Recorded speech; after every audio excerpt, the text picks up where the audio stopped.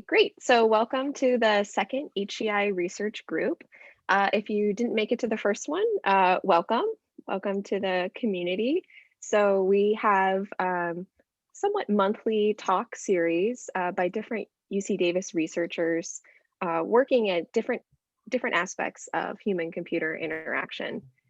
And so just to get a sense, since this is the second meeting, if you can put in the chat where you're all from, what department, then we can kind of get a sense of where everyone is.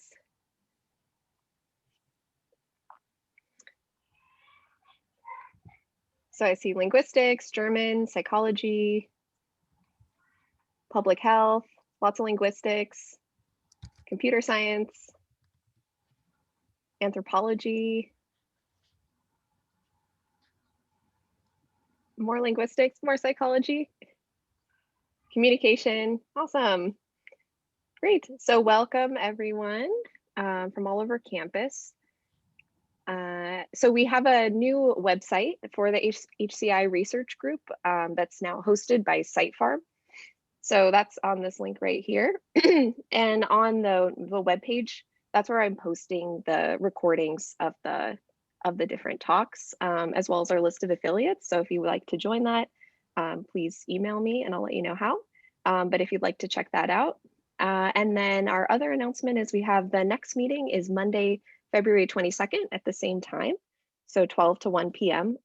It's currently open. So if you're interested in presenting, let me know. Otherwise, we can present a little bit about some of the research I'm doing with Georgia, Joe, and Katie. So, but be sure to reach out if you're like, I would really like to share in this group. This spot's open. So go ahead and email me if you'd like to present at that time. So I'm really excited to announce our speaker today, Dr. Hao-Chuan Wang, Associate Professor of Computer Science and the Director of the Collaborative and Social Computing Lab. And he's going to talk to us about design for mediated interactions. So I'll turn it over so he can share his screen. So here we go. Thank you, Michelle. And I'm so excited to be here to talk with everyone. And before I start, I really want to thank Michelle and a number of very enthusiastic faculty and the researcher to organize this group, okay, to provide a forum for people from all different departments. You know, I somehow feel that I should be doing more in this aspect, you know, and I'm so happy to see that this is happening, especially during the pandemic. Okay, so this is so nice.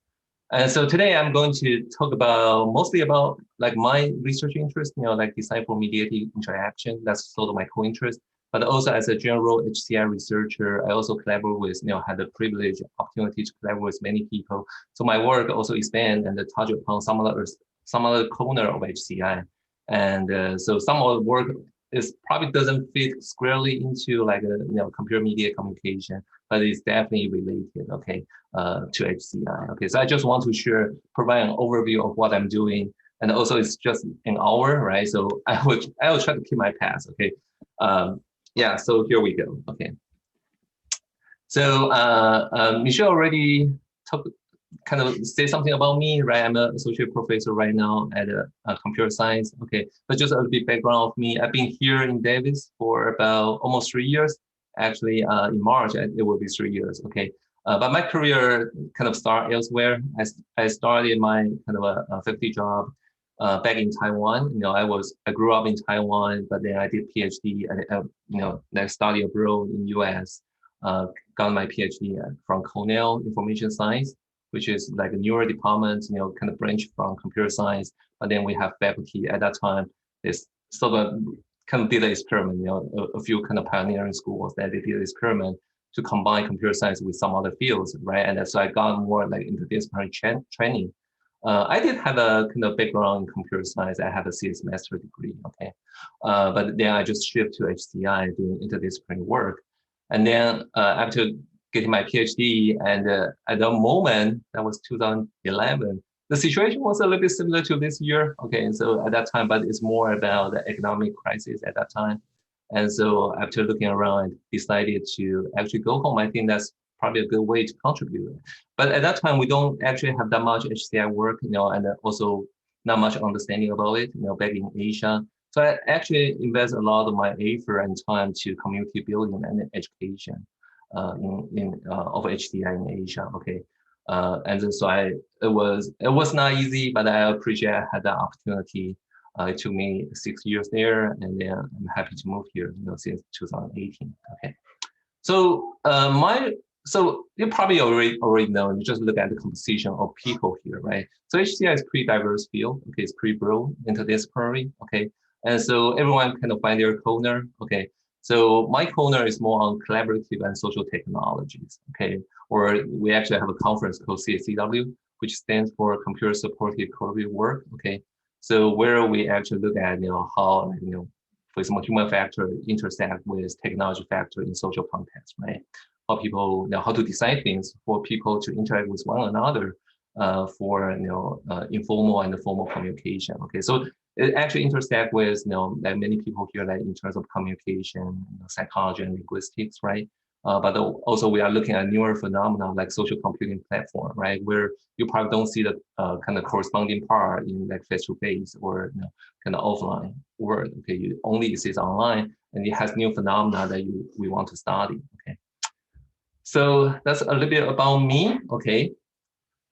So now let's move into the kind of main thing I want to talk about. Is like how do we conceptualize the phenomenal mediating interactions of online. When we say this, it's mostly online because the interaction is mediated by something, right? And something normally is an artifact that we create. Okay.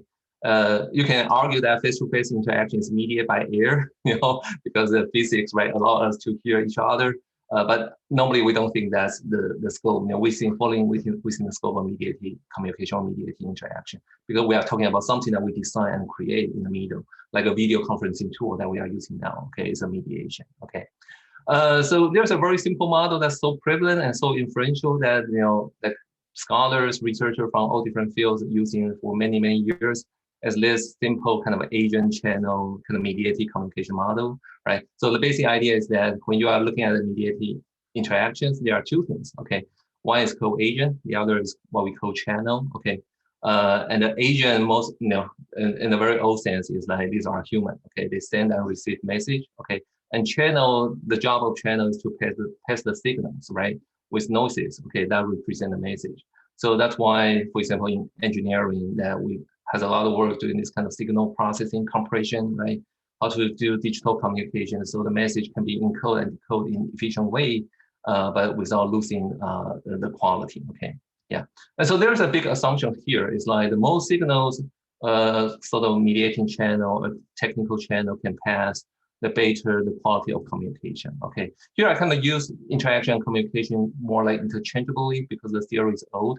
But today, of course, I mean, it spans beyond just conventional sense of communication, like push a button and the other people see a signal, like something pop in the screen. That's an interaction, but may not qualify for communication. All right, it really depends on the angle. But I'm taking a more flexible definition. Okay, but you can see a lot of overlap between the two ideas, like interaction and communication.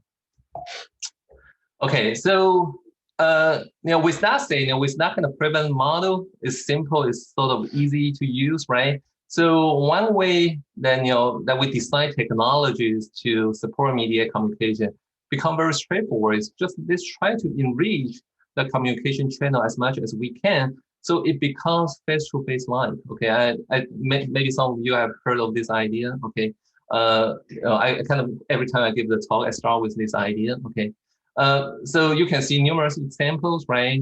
And it's not new. Even before we have, today's computational power, back to like the 1960s, AT&T tried to do some kind of camera phone already. Okay, and it's not, of course, it was not prevalent, but it sort of can do it. It's a prototype, right? It's not, conceptually, it's not so different from the video conferencing tool we are using today. Of course, I mean, lacking a lot of functions and features, but it gives you the idea that we want to see each other, right, online, right?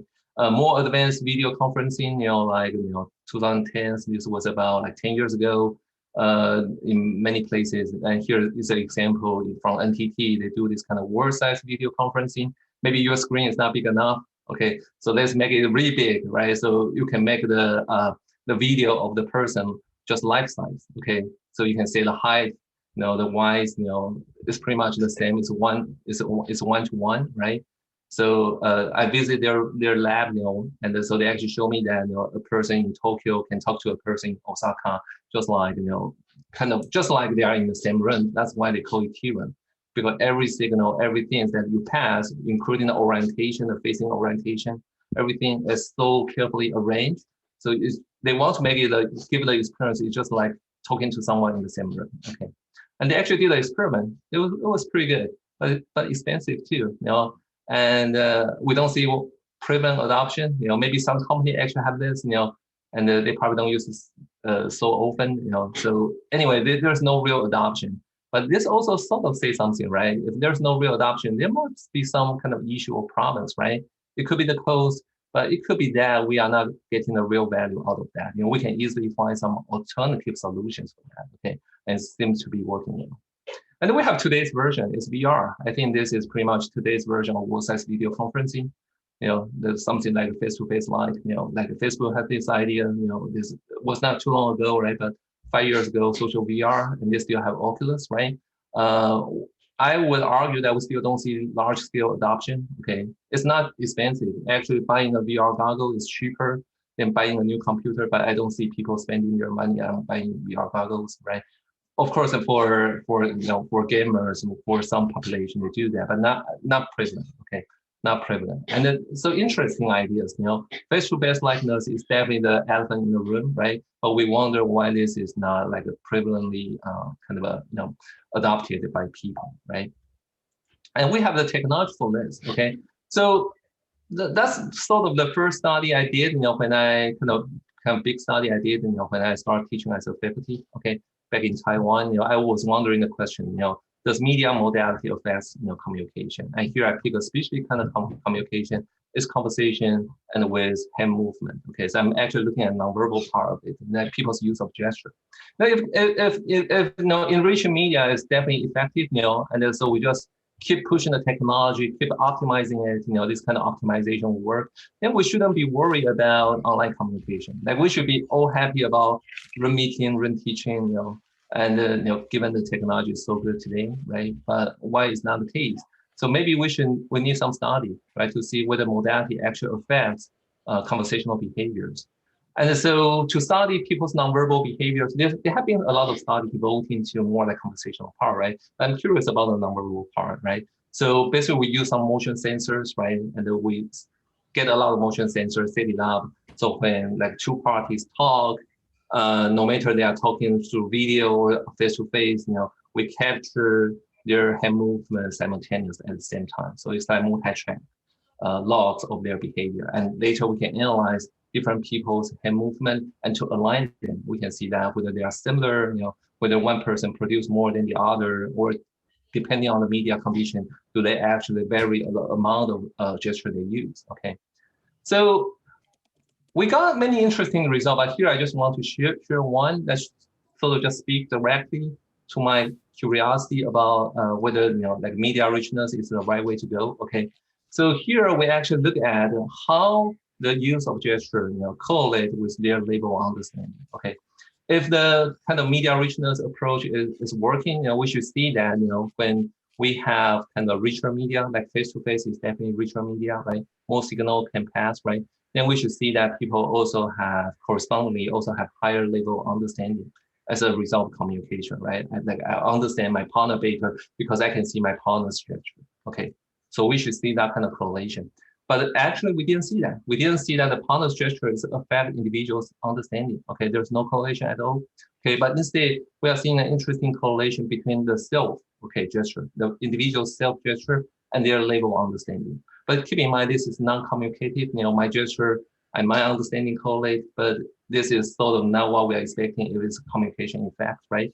But what's even more interesting is if you break this down into different media conditions, like face-to-face, video, and audio, and clearly you don't see each other in audio, right? And you can see that, we don't see a fixed modality effect, okay?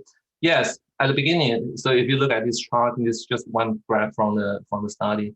If you push to the right, to the left, when people don't use gesture, when it's 0, yes, you see modality effect, right? Face-to-face, people have a higher understanding, right? And video and audio, okay, not exactly kind of modality effect that we are expecting because this is self gesture and self understanding. But at least that makes sense. Okay.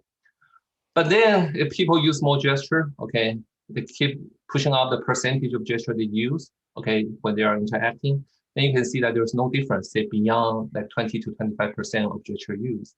Then there's no difference between level of understanding across the media condition. Okay. So at least, of course, this is correlational. Okay, this is correlational. But if you think there's a causal, you shouldn't see this. Okay, you shouldn't see this pattern, right? So there's a potential to design. Okay, there's a large space to design. Means that if you have some kind of link medium, like you don't have video, that's not a problem. You just need to design for it. For example, you can instruct people to use more gesture. Perhaps that would just fix it. Okay, and that can compensate for this kind of non-face-to-face kind of a limitation. Okay, yeah. So you can just see that there's some kind of space for interaction design. So that's why I relabel it. Say in X you have interaction design, and in Y is the interaction outcome. So that in the interaction design here could be you instruct people to do more gesture, or you guide people to use more gesture, and you will improve your interaction outcome and to overcome some kind of a limitation of the media, okay, of the technology, okay. So this is honestly just one study because this echo, okay. Many studies in the literature, this is not the only thing that we found. We are not the only one who studied this. So maybe like our colleagues from communication are familiar with things like like social information processing, that people actually can have some kind of hyper-personal effect. Actually, when they even chat, right, and they don't see each other, they can actually build social relations out of them, right? So I think many studies just point out that there's no single optimization that will solve everything. Okay. So we probably shouldn't just focus on modality. Modality is interesting, right? But beyond modality, we realize that we need some kind of meta solution, like an interaction design approach, okay, where you actually consider the context, the behaviors, what kind of affordance, affordance means properties, right? The properties the system have afford people to take some actions, right? The tasks they are doing, and through some kind of iterative process, to find a solution. So this is a meta solution. It's more like an interaction process, design process. Okay. Follow the process, you find alternatives, you compare them, and you decide which is the way to go. And this is just today's practice, but I just want to bring this to this kind of a presentation context, just to remind everyone, I also remind myself that, of course, technology sometimes is so fascinating, but the technology alone, without considering the context and the human factors, is likely to be handicapped in some way. Okay. All right. So now I just want to give you some example demonstrating this kind of interaction design approach. Okay, how we shape this kind of technologies. A lot of people assume that Facebook is given, like Facebook never changed, but it's not true, right? Facebook was maybe like a road to the market maybe like 15 years ago, right? And if you are the initial adopter of Facebook, you know that how many changes they have made. Okay, and the behavior, say 10 years ago, the papers on Facebook behavior, I don't think that apply to today. At least you need to redo the study. Okay, so this technology can be shared. Okay, so my work has devoted a lot of time to think about how this technology should be shared. Okay, so this is one early project. Like about 10 years ago. I was so curious. Today still, but at that time I was super curious about how people come up with new ideas. Especially in HCI, you see people come out with fantastic designs, right? And you often want to ask them, how do you come up with this kind of design, right? And the answer is that, well, you have to think hard, right? It's ideas, right? Okay, and realize how difficult it can be, and wonder, can we support people to do that? And so I look into the theories, because think about the interaction design process, right? The first thing is not to go and build, right? The first thing is to understand, right? To understand what's going on, what's happening, right?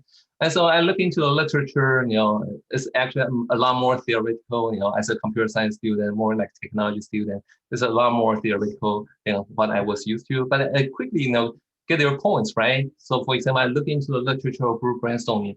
It's coming from social psychology, okay? And they actually did this kind of interesting experiment. They come out with two kinds of group formation. One is called nominal group. Say you have 4 people, you put them in a room, okay, and ask them to brainstorm. Sorry, not put in a room, okay, but this is nominal group, okay. So nominal group means that you get 4 people, but you ask them to just generate idea individually, okay, without any interaction, okay. So this is not what we define, our conventional stance of brainstorming, but they are doing individual work. But then you get their outcome, right?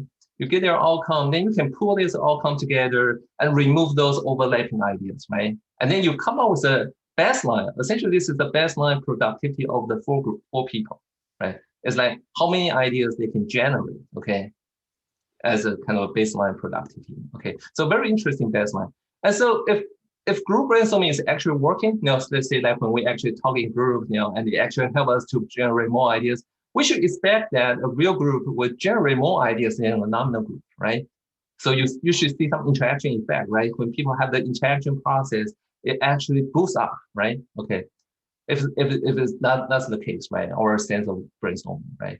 But in terms of not just one study, actually tons of study, they compare the two kind of groups, and realize that nominal group always outperform regular group. Okay.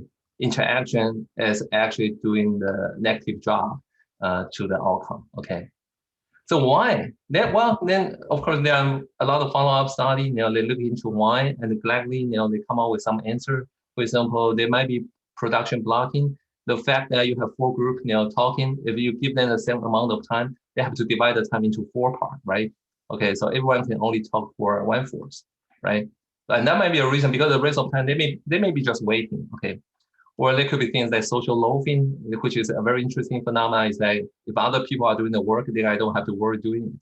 Free writing, right? I just pretend attending, right? But I don't have to do the work. Other people will do it, right? So of course they are not paying their best either, right?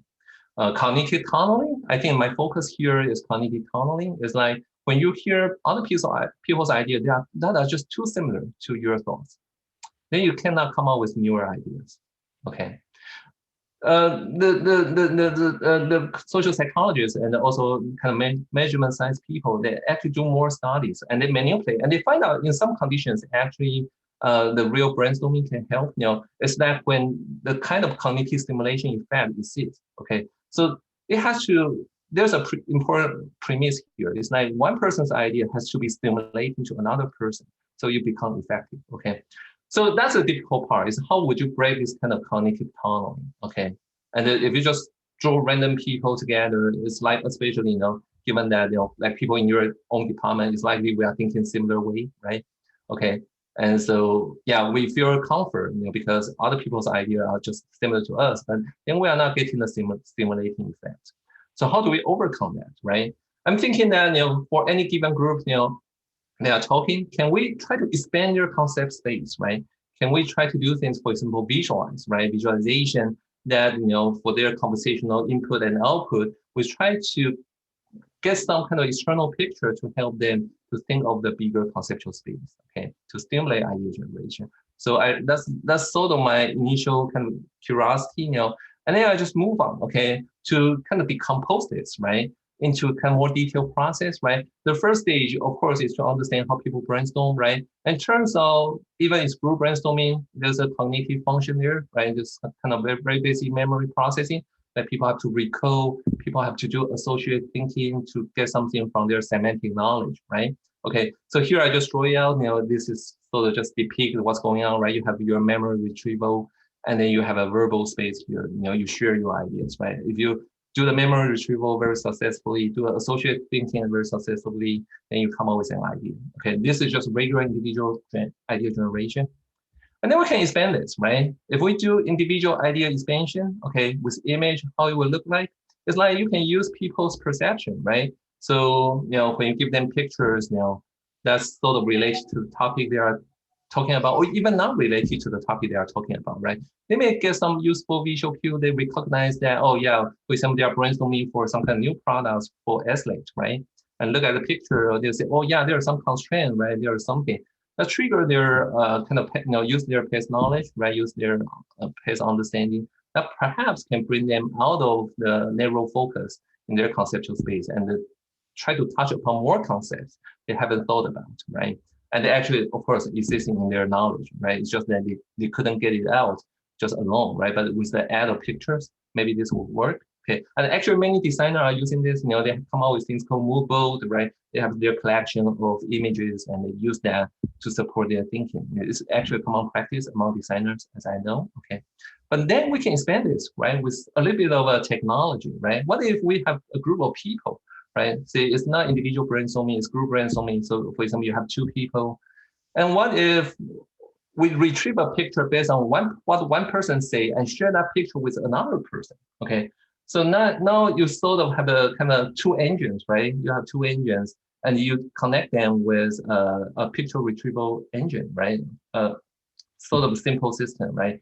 Simple trick that you can do, right? And so make this individual cognitive process a little bit broader, okay? And see if people can actually work together better with group brainstorming, okay? So strengthen the stimulation effect, okay? So the third stage, after we understand the basic process, we come up with some design ideas. Say, let's add an image retriever, okay, assistant, right? Get a picture. The third stage, of course, is prototyping. A very standard interaction design. So I prototype a language processor. I prototype a stimuli retriever with pretty standard machine learning. At that time, we don't have. At that time, this was 10 years ago. At that time, what's more prevalent was SVM. Today it's probably neural network. So if I do the work today, it will be neural network. I will have a better performance of this language processor and the image retriever. Okay. But even at that time, we got like 80% accuracy, for a limited domain. And then we thought that it's quite good enough. The point of prototyping is that you definitely don't need the best technology. You want to start with something quick and simple. Okay. Accuracy normally is not a problem. Why? Well, of course, it's prototype, right? If you have low accuracy, what's most likely to happen is that it just doesn't give you the results, right? So you definitely have to evaluate, test it, right? If it doesn't give you a result, and if you figure that, if you have the sense that accuracy is a problem, is the bottleneck, then you can find a way to optimize and improve that. But if even a low accuracy, like system can give you some result, it's likely to be a result, right? It's noisier. It's more like like a more real world comparison, right? You have more noise, but you still see a signal, right? So it's better. Okay. So we follow that idea. We actually didn't spend too much time, messing up with prototyping. We just do it quick, And so then we do proof of concept study. We see whether it works. And so because brainstorming is supposed to, just based on what we know from more basic studies, right? It's supposed to work the best, when you have diverse individuals in a group, when you have this kind of inherent kind of a knowledge diversity. So we actually put this into some kind of intercultural kind of work context, right? So we actually have two kind of groups. One is like mixed culture group. We have some people coming from one culture and some people coming from another, and put them as a group. Okay, so supposedly they should perform the best, right? And then we have some kind of same culture group as baseline. So here AA is all American, CC is all Chinese. Okay, AC is American Chinese combination. Okay. And then we deploy the technology, the prototype, right? And so everyone, some half of them got stimulus, half of them got none, right? So no stimulus, right? Just using their own ability to brainstorm, right? And very interesting, right? You see that I think the most important result is AC. So stimulus just help them out, okay? Help them out to think more ideas, okay? And kind of broader ideas. This chart shows breadth of concept, or in terms of amount, they also have more, okay? So they can think more diversely, okay? And for AA also kind of work, okay? You can see that the bar of the stimulus is a little bit higher than the baseline. But the other puzzling result is actually for CC, it doesn't work. There's pretty much no difference between stimulus and none. This was something that we haven't answered yet, and I wasn't have the space to run a follow-up study, but it's still something interesting in the space. It's like the cultural composition. How does that affect the outcome of technology use? Okay, so there's definitely one more factor that we should look at, is the cultural factor. Okay, so as an overview, I will just move on. Okay, but I hope this demonstrates that you can use the interaction design process to design mediated interactions for a specific purpose. Okay, like here is to support group brainstorming. Okay. And now I'm going to talk about a bigger project. This was my main effort in the past few years until now. Okay, this project was started before I joined UC Davis. Okay, so it started in 2017. Yeah, we started this project in 2017. And then until now, I still maintain some collaboration with them. I started in Taiwan. At that time, we worked with Intel labs, work with National Taiwan University researchers. So we have a center, and also we devote the time to this project.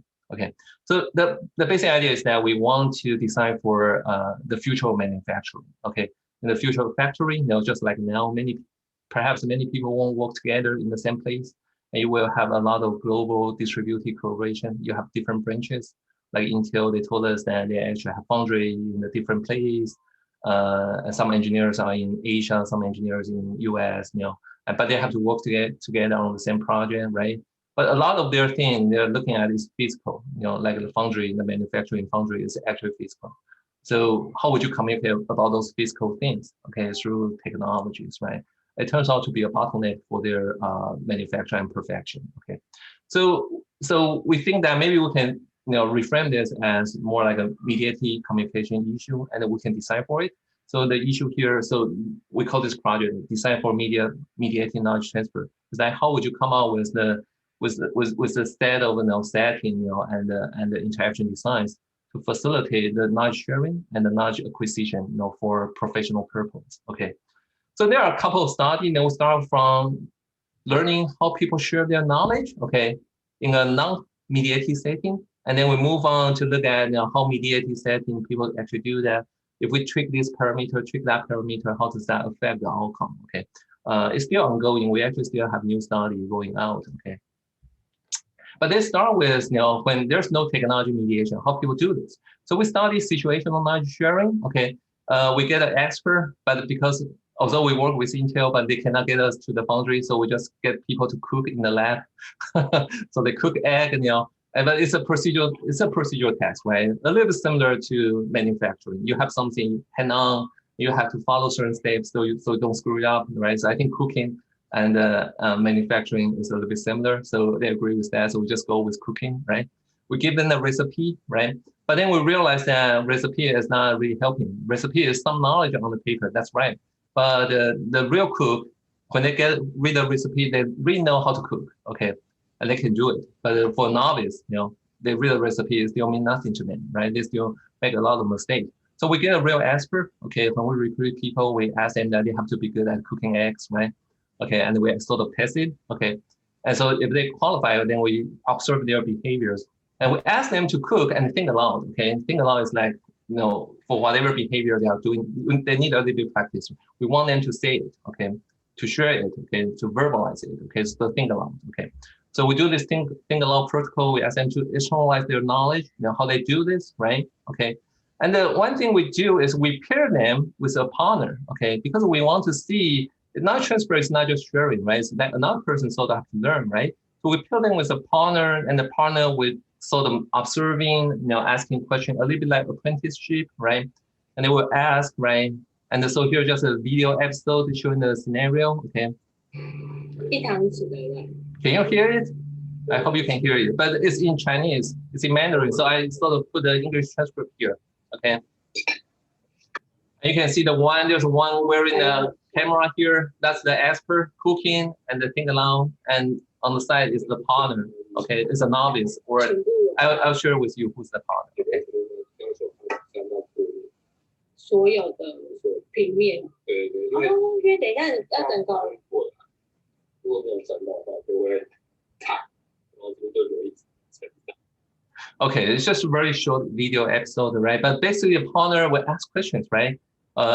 We didn't give them any instruction. We just want them to do whatever natural to them, okay? But the purpose is for them to get to know how to do this, because we told them that later you have to do this, okay? So they have the motivation to learn, okay? So then when they watch the expert doing this, they just say, oh yeah, the butter smells good, right? And the expert just sort of having some kind of casual conversation, but also share something, right? And they say, make sure the butter cover the pan surface, right? And the partner just asking why, right? So kind of curious, right? Why all the surface, right? And expert share something. That's of course not in the recipe, right? Because there's a little bit of kind of professional logic here. It's like, because you are going to feed the egg, right? If it doesn't cover, then the egg will stick to the pan, right? So, if you cook, right? But if you don't cook, you probably don't know. Okay, yeah. So it's good that the expert share this. It's important that expert share this, right? Okay, but without the person asking, you can see that the expert may or may not say this. Okay, and turns out one thing interesting we did is like we pair the expert with different kind of partner. So we get some expert partner who have the same level of expertise, okay? And they are serving as a partner to watch, ask things, okay? And they will also get novice partner, okay, who really don't know how to cook, okay? And then they are sitting on the side and then talk, Okay. Then we do this kind of utterance analysis, which basically just look at what the experts say. We categorize them, right? And then we see now at one moment they will say what. Okay. So a little bit bottom-up coding to classify the utterance, right? You can see that there are different types, right? For example, they can actively share what they know. They can clarify things, based on what the partner asked, right? So we call this feedback trigger clarification. Okay. They can do some reflection. Okay. The expert can do some reflection, of what they have done based on partner's feedback, or the expert even can ask for help. It's rare, but sometimes the expert asks for help. Okay. And or there's more like equal kind of a two-party discussion between the expert and partner. Okay.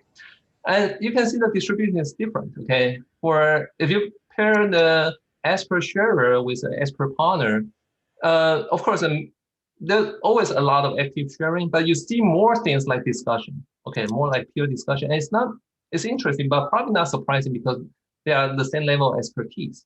Okay. But we didn't tell them that this partner is an expert. So they must figure it out, through the conversation that this is an expert, right? Okay. So you see that there's more discussion compared to a novice partner. When talking to a novice partner, there's more like a kind of feedback trigger reflection.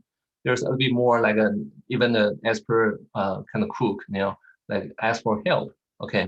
But in comparison, if you look at novice partner, the thing that you see more here is the feedback would trigger clarification. Okay, what the novice partner asks would trigger clarification, and apparently they ask something, say, for clarification, right?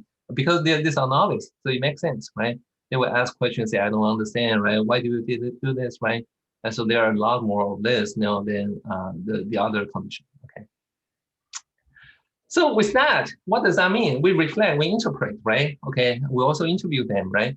We realize, and the literature also, echo this is like this one thing that's important, okay, for this kind of a back and forth interaction is transparency, okay? It's a transparency, awareness, who's your partner. The expert needs to know who's the partner. No, the audience, knowing your audience is important, right? That's sort of folks' wisdom, right? But here it just shows that they need to know that who's the partner, okay? How much they know, and they will adapt what they are going to share, okay? Also, the goal is for them to share as much as they can, but it's just natural that they want to know that, okay? So then we put this into a more interactive setting, right? This time is a more online kind of knowledge transfer, okay? So we get novice and expert working together on a Google document, okay? But we trigger the Google Doc interface. So now we can make the interface more transparent in terms of people's knowledge level. The trick is very simple. It's just like people can highlight the sentence in the tutorial, but then they can label it with I know this or I don't know this, right? So by looking, you sort of just know that how many things that the person doesn't know or know, right? So you sort of just get a sense. So expert will have this sense. Actually, for both interaction parties, you get a sense how much one person know and doesn't know, okay? But it's manual, it's not automatic. We start with a simple prototyping. There's no automatic inference here. It's just you have to indicate on the interface, what you know and don't know. So the main thing that we afford here is just allow people to indicate that, okay? But that provides a basic transparency, okay? In terms of this is having a huge impact to their interaction process. Here I just show one graph, but basically the learners feel that, when they have access to this kind of knowledge transparency, they feel the message they got, the kind of comments they got from their expert tutor is much more clear to them. Okay, they can follow it better. Okay, and so various evidence showing that this is definitely one thing that we need for this kind of mediated interaction. Okay, so transparency is important. Okay.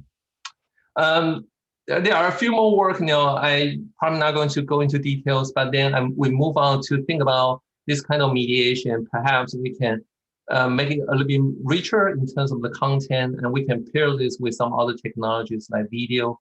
So we actually did a series of work on concept map, okay? And this was the first one, okay?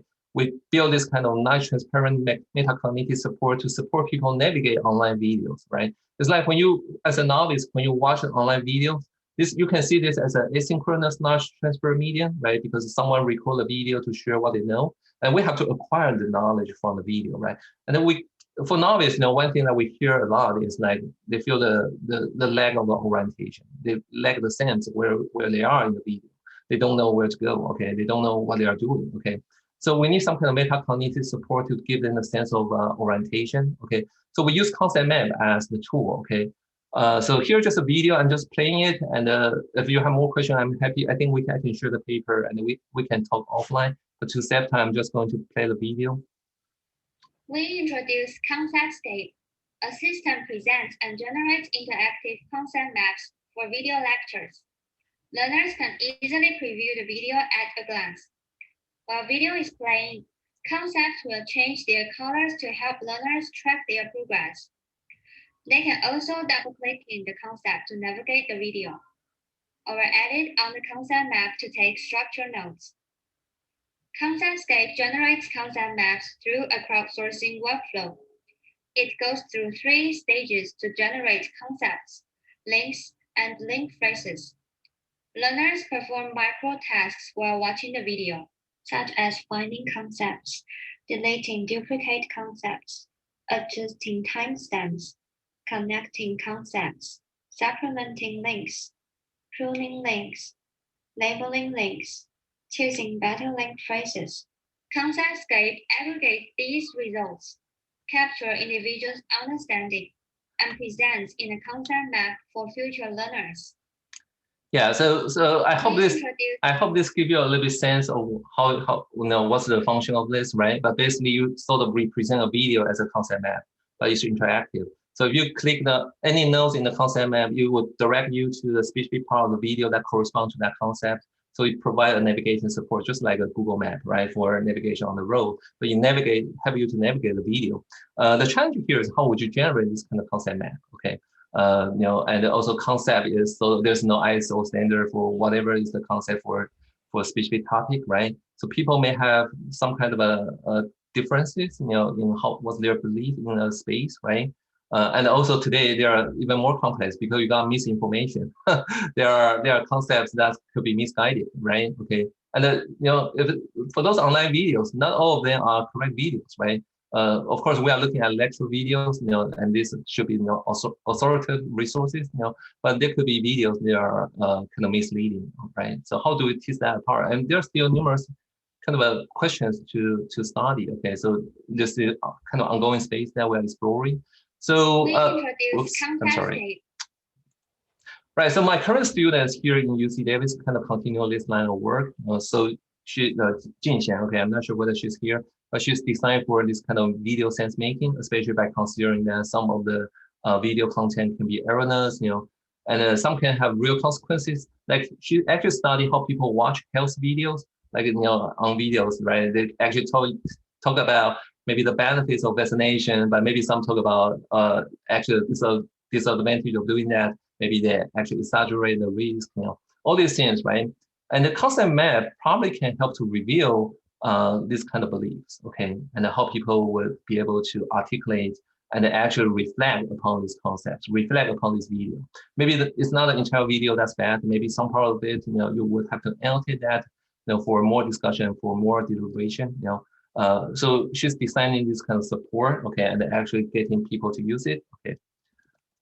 And we have an upcoming paper in the web conference, but if you're interested, I can send you the kind of preprint, okay.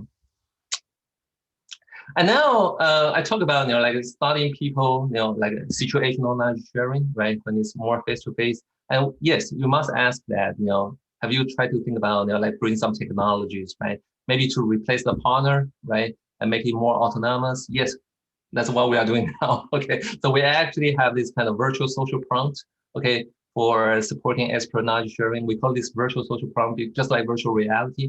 It's not real, right? But it's supposed to give you the sense of reality, right? So virtual social prompt means that you don't have a real person standing on the side to help you, but it's supposed to give you the sense that there's a person standing behind, next to you to help you out, okay?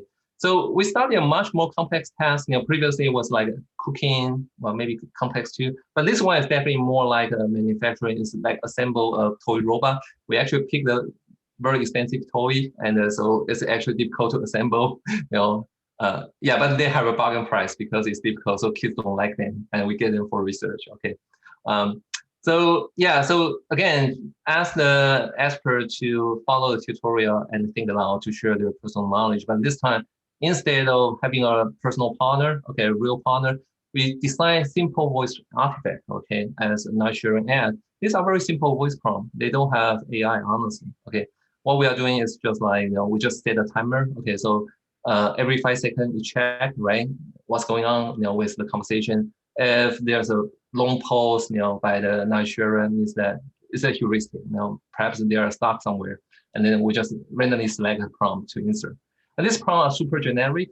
If you insert that, a little bit like Elisa, you probably know that the early AI, a little bit simple selection, and it may feel like makes sense because these are super generic. Okay, but it actually doesn't try to sense the conversational context, right? For example, like ask how, what, when, why, like confirmation, like is it correct, or some kind of a little bit of a kind of acknowledgement, like seems nice, sure, okay. It's not intelligent. Okay, I just want to say it's not intelligent, but it's generic. Okay, and we're just curious. If you see this as a prototype, this is super low-fi prototype, low fidelity prototype. It's not a chatbot, but we're curious how this would interact. Okay, with people. Okay, and so here I'm going to show you another video because it has the English caption, so I have to play it on YouTube. That will give you the best sense of it. So let me switch the sharing. How do I do this? I have to stop sharing first and reshare. Okay, sorry, I'm going to reshare the YouTube screen here. Okay. Okay, can you see it? I hope you can see it. Okay.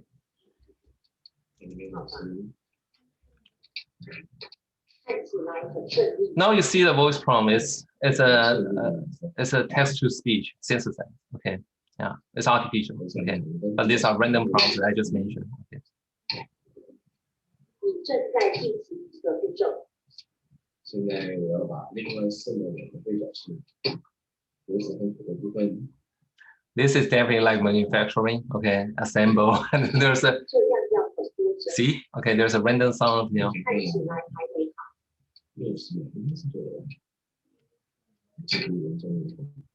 All right, I just want to give you a sense, okay, and I'm going to share the slides again, okay, and of course I'm going to share some transcript. That's my interest, analyzing what they are talking about, right? So this is my interest, right? So here's the transcript of this human prompt interaction. If you do a really quick coding, you can see that there is some real interaction, okay? Actually, the expert is treating it a little bit seriously, okay? Responding to this simple voice prompt, okay? For example, the voice prompt say it looks very well, and actually the expert say I don't think so. I don't think so. I kind of stuck here, right? The voice prompt say, are you assembling one of the steps? And oh, this is ignore. Okay, so the first one is actually respond, but this one is ignore. Okay, the expert just keeps thinking along of what they are just continuing, all right? But then you see another response in the bottom here, right? The voice prompt says, since not ready yet. The expert say, I think I can finish it in 60 seconds. So it's about time, right? So this actually responds to what the voice prompt was about, okay? Like this one, what do you mean? Okay, this is random prompt, right? And the expert take it seriously to say, I mean, the space is not enough, so the physical space is not enough, okay, to assemble some stakes, right? Okay, and then they explain, okay. So interesting, okay. So we are still doing the analysis slowly. My student, Qilan, former PhD student Qilan, so she's now with the University of Tokyo. She's still working on this, okay. But I think there are some interesting issue for us to think about. It's the issue with mental model, okay. So this is a kind of HCI concept we call mental model, is that the personalized knowledge, okay, very subjective personalized knowledge and perception that people use to interact with the external world. We have our belief on how the things work. So that's why the expert partner you see in the cooking study, experts not sure in the cooking study, they adapt to their partner because they believe what's appropriate to different kind of partners, okay? So they are using their mental model to decide what they are going to interact, okay, what they are going to say. But how about human prompt interaction? Do people have mental model with the voice prompt? I think there are, they don't know how it works. No one knows how it works. We drive the car, we use our computer, but we don't necessarily know how it works. And we don't need to know how they work, okay? And we can use them. Even sometimes we have misconception, we have erroneous belief, we use it maybe in not the right way. but it's stored out, and then we keep updating our mental models, right? So here's the curiosity is that how people, build their mental model about the prompt, here's a voice simple prompt, but how about more advanced like chatbot, like Alexa, does that make a difference, right? What's the affordance? Can people see, that people must find a way to figure out, what's the appropriate way to adapt, right, to interact, right? So do people see the affordance, right? Okay, do people see the properties that's unique to this interacting partner, so they should adapt? There are questions. These are research questions. Okay. All right. Okay. So there are still ongoing study, and I have a few other study. Time is about up. I'm going to wrap up in the next 3 minutes. Okay. We're also doing some lab field study. I'm actually doing more and more field study this way. I started more as an experimentalist. Okay, I do a lot of lab study, do a lot of prototypes. But after 10 years, in academics, and also with the ongoing topic, we realized that for a lot of things that you also need to do kind of a field study. Okay, you need to take a more qualitative approach so you can actually make sure your finding, your understanding is applicable to more like external and real world. Okay, so for example, we actually study like knowledge sharing in organization that we find a bank, a financial institution. Okay, we collaborate with them. We look at, we observe. Okay, this is pretty field oriented. Okay, a little bit anthropology. Okay, we actually observe how they work. In the fields. When they interact with other colleagues, right? We interview them. We do a little bit experience sampling. Okay, it means that we actually ask them to take diaries. When they are doing the working. We also do social network analysis. We have survey. We collect their connection between one another, and we figure out, what's the social structure and how does the social structure sort of correspond to their knowledge sharing behaviors. And so a lot of details, since it's qualitative, I won't be able to summarize here. So if you're interested, let me know, and I can share the paper with you. This is also the most recent papers that is coming out in 2021. Okay, and it is studying like the ride-sharing drivers. Okay, like gig workers when they drive, and we study how they manage their well-being with their family. Okay, so it's kind of going toward well-being and health. Okay, to study how people manage their health collectively. We give them an app. Okay. Use the app to replace their Fitbit, the standard Fitbit app. We ask them to wear the Fitbit. Okay, so this driver wear the Fitbit for a month, but we replace the Fitbit app with our own kind of a customized app, and then the data is actually shared with their family members. Okay, so if they have the heart rate, if there's, driving for too long, if they don't have enough sleep, their family member are going to see that. Of course, we get their consent to do that. Okay, and we ask them to take that, and we observe how the communication of health between the driver and their partners and their family members is mediated by the app and by the sensor that we provide. Okay. Also very interesting finding showing that collective health is definitely one of the future. Individual health, I think has been proven to be difficult, right? So people lack of knowledge, lack of awareness, lack of ability to track a lot of things. We need to do this more collectively. Okay, yeah. So just a summary. Now, I think what I'm seeing based on my experience, also in our community, right? At least from my perspective, I think it's an era of human technological development, right? If you look at the KAI conference, look at the type of work people submit, that actually is definitely pretty diverse, And actually, the community has identified 7 types of HCI research contribution. If you are reviewing for KAI, they told you that there are 7 types of research contribution. You cannot just say, oh yeah, you don't have a study, you don't have an artifact, it's not HCI. No, we have 7 types. Any of this is fine, okay? It has empirical, artifact, methodological, theoretical, data set, survey, opinion. Any of this is fine. So everyone can contribute to HCI in some way if you are interested, okay? But of course, I think the point is that we contribute one thing is that we want to work with other people, okay? Because it's a design process. So you contribute one thing, but you want to connect the dots. You want to reach out to make sure, for example, I'm running a study. I want this to have a design implication. So other people can connect my study, okay, and build something like an artifact, that's going to transform the phenomenon, for example. So my final word, HCI motto, that's my HCI motto. To design is to study. If you want to design, make sure you study first. And to study is to design. If we study, make sure it has design implication and can be used by other people. Thank you. That's my talk. We still have 5 minutes, I think. Thank you. Yeah. Great. Thank you so much.